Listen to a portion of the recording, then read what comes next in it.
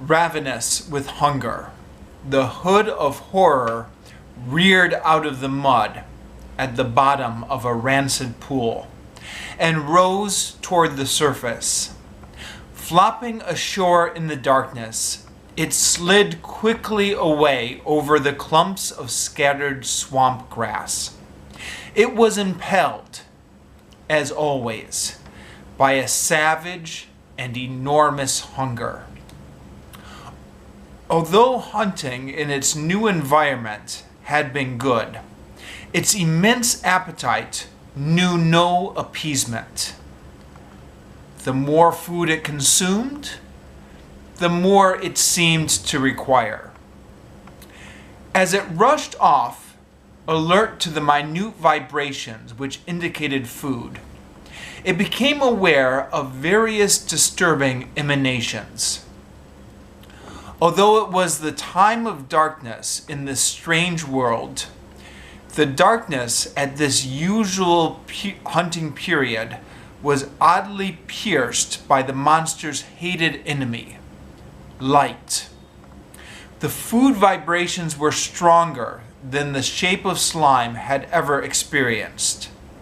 They were on all sides, powerful, purposeful, moving in many directions all through the lower layers of puzzling, light-riven darkness. Lifting out of the ooze, the hood of horror flowed up a lattice work of gnarled swamp snags and hung motionless, while drops of muddy water rolled off its glistening surface and dripped below. The thing's sensory apparatus told it that the maddening streaks of darkness were everywhere.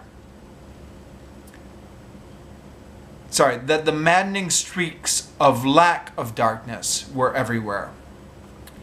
Even as it hung suspended on the snags like a great filthy carpet coated with slime, a terrible touch of light slashed through the darkness and burned against it.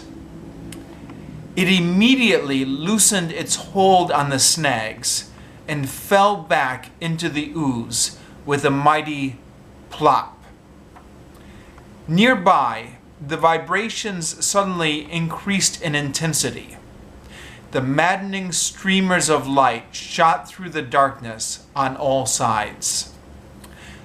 Baffled and savage, the thing plunged into the ooze and propelled itself in the opposite direction.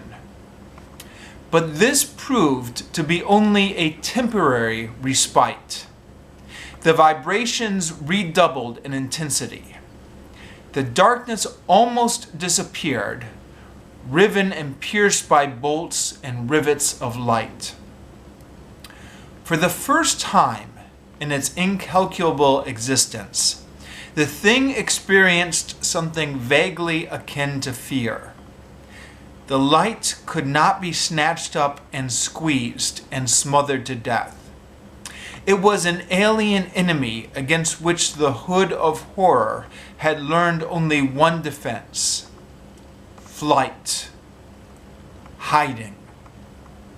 And now, as its world of darkness was torn apart by sudden floods and streamers of light, the monster instinctively sought the refuge afforded by that vast black cradle from which it had climbed.